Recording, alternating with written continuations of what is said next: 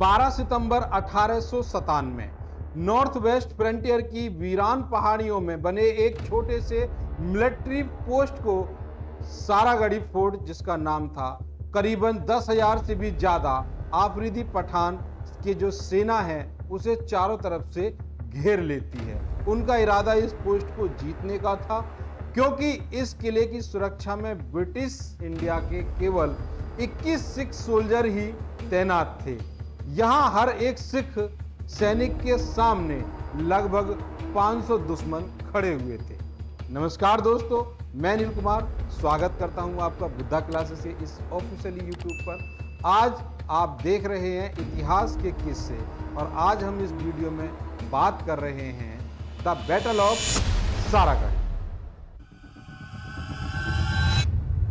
19वीं सदी के मध्य तक ब्रिटिश रूसी ग्रेट गेम यानी इलाके की दबदबे की द्विपक्षीय राजनीति चल रही थी।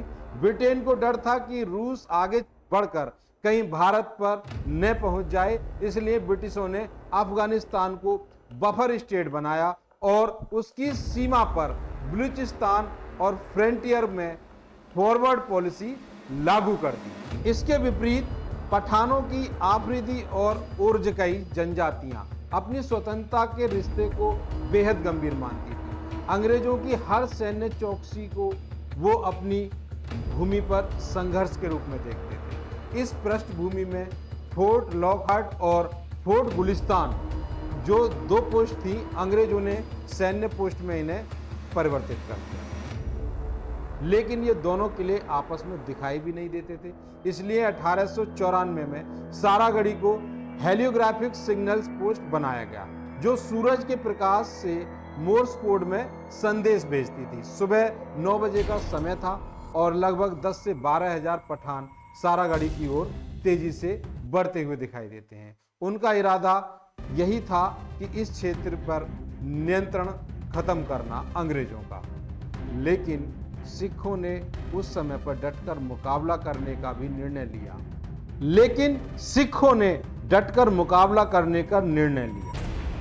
और 21 जवानों ने इस मुकाबले का डटकर सामना किया। आपको बता दूं कि हवलदार ईश्वर सिंह इसका नेतृत्व कर रहे थे और साथ में इनके सिपाही गुरमुख सिंह और लाभ सिंह, भगवान सिंह आदि, उन्होंने सूरज की रोशनी से जो फोर्ट लॉकहार्ट था उसकी मदद से सिग्नल भी भेजे और वहां से जवाब आया। जब सिग्नल द्वारा मदद मांगी गई तो वहां पर तुरंत उनको मदद भी नहीं मिली और जवाब आता है कि आप अपनी यथास्थिति बनाए रखें, यहां से अभी मदद नहीं मिल पाएगी। फिर क्या था?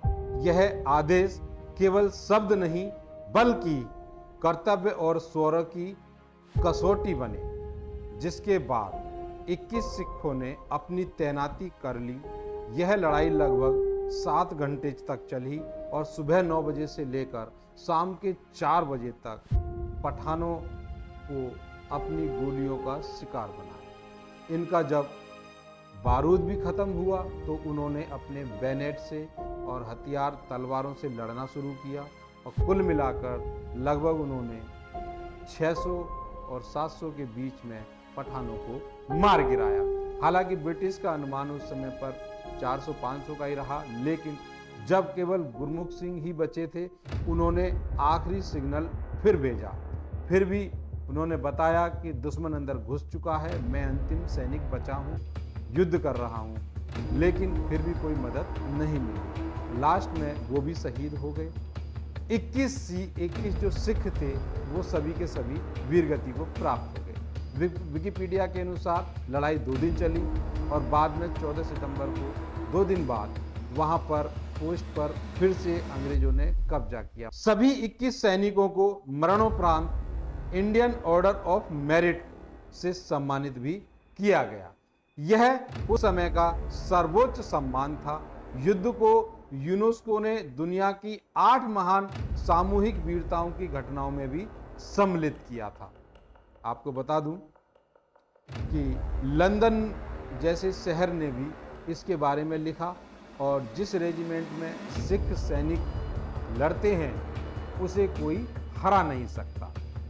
जब ये खबर लंदन तक पहुंची तो ब्रिटिश संसद के दोनों सदनों में भी इसका जिक्र हुआ और सभी लोगों ने खड़े होकर 21 सिखों को सम्मानित करते हुए और उन्हें स्टैंडिंग ओवेशन भी दिया था।